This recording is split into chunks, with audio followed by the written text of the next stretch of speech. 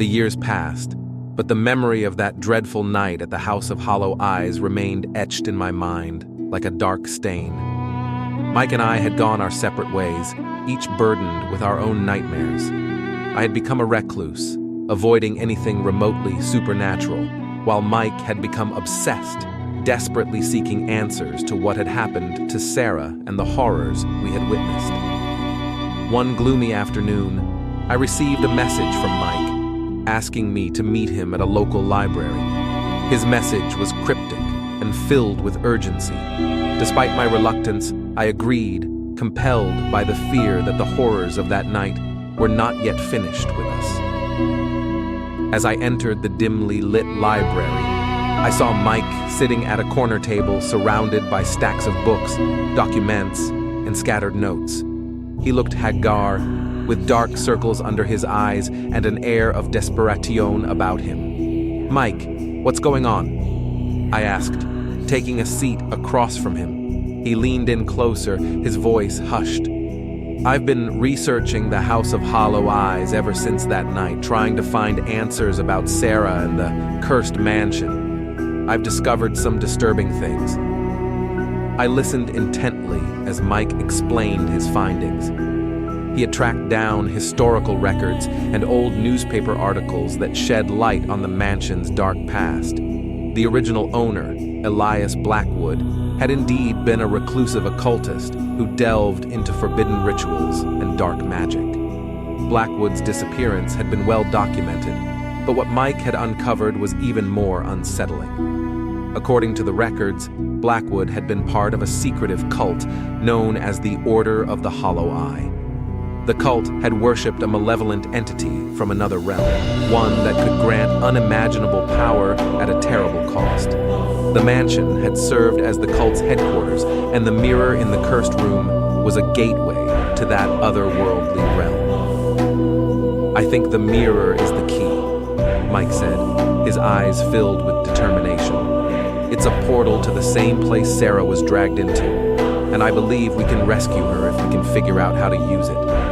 I was skeptical, but there was a glimmer of hope in Mike's eyes that I couldn't ignore. We decided to delve deeper into our research, hoping to uncover the secrets of the mirror and the dark entity that lurked on the other side. Days turned into weeks as we scoured libraries, archives, and occult bookstores for any information that could help us.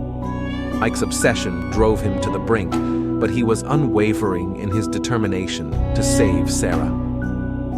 We began to piece together fragments of a ritual that might open the gateway to the other realm. The ritual required a combination of rare and forbidden materials, ancient scrolls or occult relics, and a blood offering. It was a dangerous path we were treading, one that would lead us to the very heart of darkness.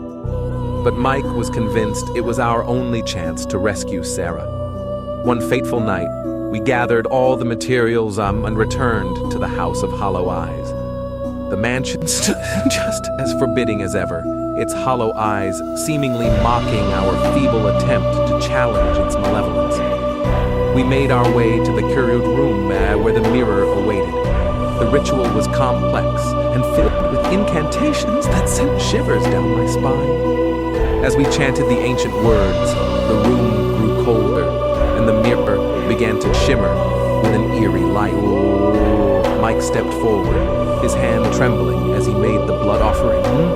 The moment his blood touched the mirror's surface, the room exploded with a blinding flash of light, and an otherworldly force gripped us, pulling us towards the mirror. I felt like I was being torn apart, my very essence stretched to its limits. As we were drawn closer to the mirror, I saw her, a shadowy figure trapped within the reflective surface, her eyes wide with terror. It was Sarah, or her spirit imprisoned in the cursed mirror. Mike and I reached out to her, our fingers brushing against the glass. But just as we were about to pull her free, a malevolent presence surged forth from the mirror, a dark and formless entity.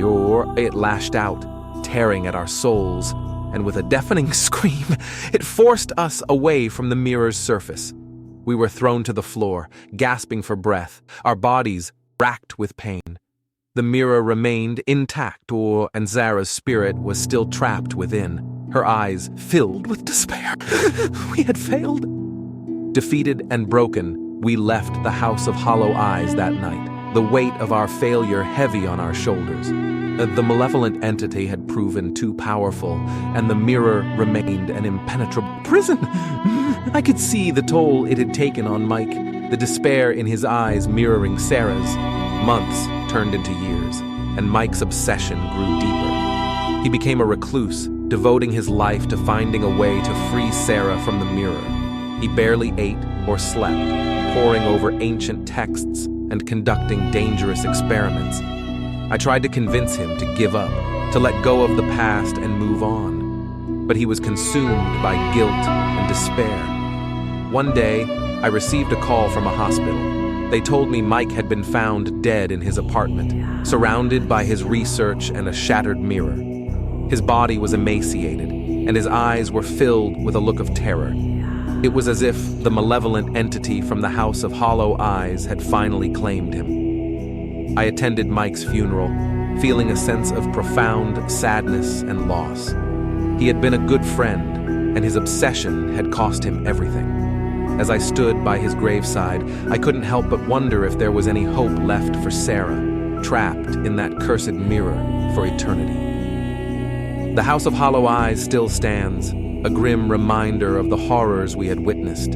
It serves as a warning to all who dare to seek the supernatural, that there are forces beyond our understanding, waiting to devour those who dare to challenge them. And as for Sarah, her spirit remains imprisoned in that cursed mirror, a haunting echo of the darkness that lurks within the House of Hollow Eyes.